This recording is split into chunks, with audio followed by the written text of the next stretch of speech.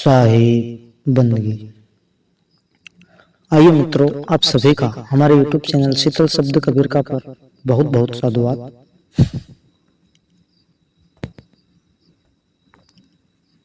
मित्रों, आज के इस वीडियो में हम बात करेंगे कि क्या हमारी आत्मा का प्रकाश भी कम हो सकता है। क्योंकि मित्रों, आत्मा परमपिता परमात्मा का अंश है। उस कुल मालिक अनामी पुरुष, परम पुरुष, सद्गुरु कबीर परमेश्वर का अंश है।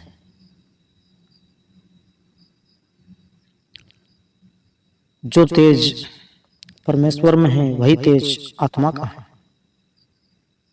वैसे तो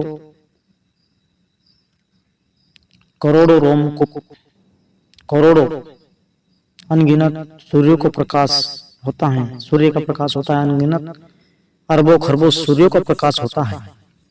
उतना सद्गुरु कबीर परमेश्वर की केवल एक रोमकूप का प्रकाश है मित्रों। और उन्हीं परमेश्वर का अंश हमारी आत्मा है, यानी कि हम सब हैं। तो क्या हमारी आत्मा का प्रकाश कम हो सकता है या कम हो गया है? इसी विषय पर आज चर्चा करेंगे मित्रों इस वीडियो में। मित्रों, एक बात जान लो, कभी भी हमारी आत्मा का प्रकाश कम नहीं होगा। वह ज्यों की त्यों है। क्योंकि आपने भगवत गीता में भी सुना होगा कि आत्मा को कोई शस्त्र काट नहीं सकता है, अग्नि जला नहीं सकती है, पानी गला नहीं सकता है और उष्मा सुखा नहीं सकती है। किसी भी परिस्थिति में इसका क्षय नहीं होता है। वह अजर अमर है, कारण वह उस परम पिता परमेश्वर का अंश होने के कारण से अजर अमर है। तो फिर मित्रों, मैं ये किस प्रकार से कह रहा हूं कि क्या आत्मा का प्रकाश भी कम हो सकता है? जी हां मित्रों, जो शक्ति उस परमेश्वर में है वही हमारी आत्मा में है। हमारी आत्मा एक शब्द में, सदगुरु कबीर साहब के एक शब्द में कहा है कि मुख बिन बोलना, बिना पांव चलना और बिन पंखों से उड़ जाए। हमारी आत्मा को ना तो मुख है पर फिर भी बोलती है, ना पंख है फिर भी उड़ रही है, ना पग है फिर भी चल रही है।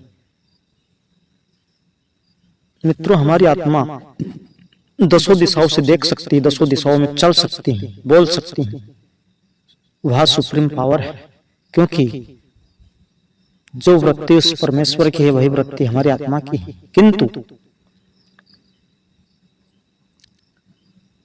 इन पंच तत्वों का साथ लेने के कारण, इस मन का साथ लेने के कारण, तीन गुणों में बंधने के कारण, इस पंच भौतिक शरीर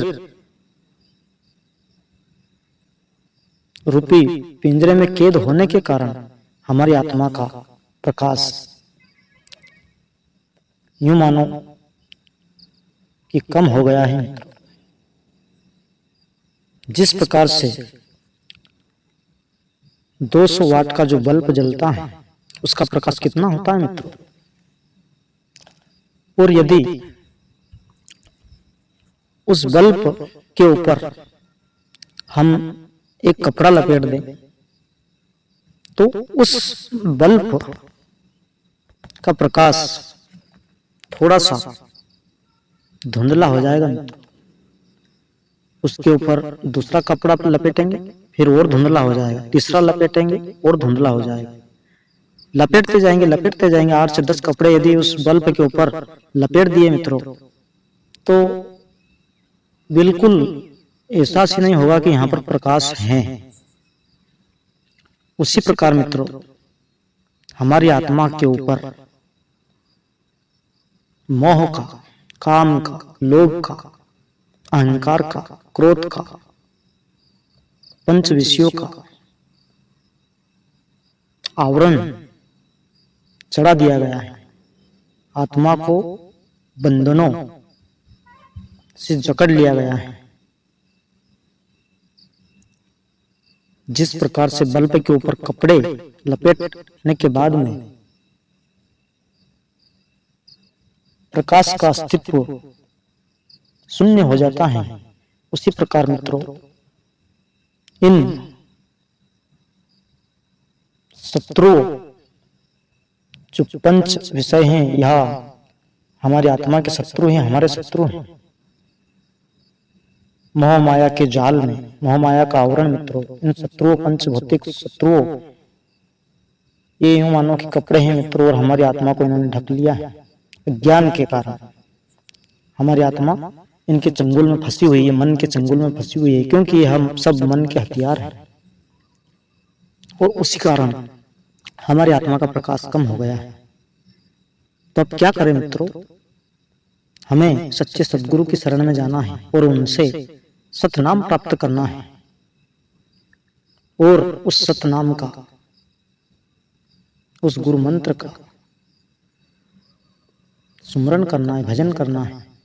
वही एक औषधि है जो हमारे इस दुख का निवारण कर सकती है। वही एक ऊर्जा का स्रोत है जो हमारी आत्मा के आसपास मोह के बंधन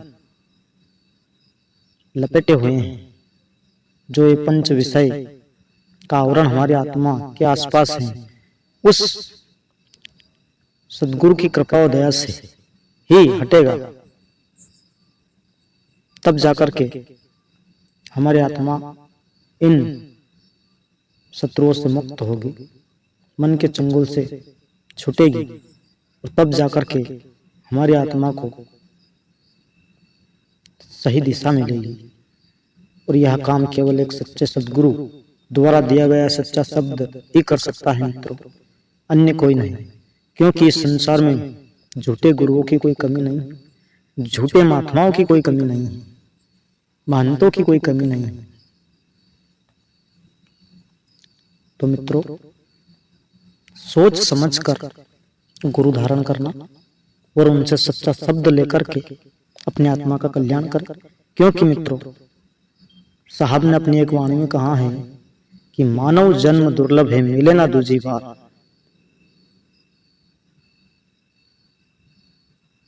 धरोहर से पत्ता गिरे लागे ना दूजी बार। मित्रों पेड़ से जो पत्ता गिर जाता है वह पुनः नहीं लगता। उसी प्रकार से मित्रों यदि मानव जीवन पाकर भी हम हमारी आत्मा का कल्याण नहीं कर सके, हमारा कल्याण नहीं कर सके, इस भव सागर से पार नहीं हो सके सच्चे सद्गुरु की शरण में जाकर के, तो मित्रों लख 84 भोग करके यह जीव मानव योनि में आता है। तो थोड़ा इसका चिंतन करें मित्रों, ध्यान करें, गहराई से विचार करके देखें, तब जाकर के आपको इसका ज्ञान होगा, भान होगा। वह सच्चे सद्गुरु के शरण में जाकर के मित्रों अपना कल्याण करें। और भजन सुमरन मित्रों एक क्षण भी नहीं भूलना है, तब जाकर के सच्चे सद्गुरु की दया मेहर होगी। वह भव सागर से पार सच्चे सद्गुरु ही हमें कर सकते हैं मित्रों, अन्य और कोई की ताकत नहीं है कि हमें भव सागर से पार कर दे। तो मित्रों इस वीडियो में बस इतना ही। यदि हमारे द्वारा प्रस्तुत यह वीडियो आपको पसंद आया हो तो कृपया हमारे चैनल को सब्सक्राइब करें और वीडियो को लाइक जरूर करें। साहिब बंदगी।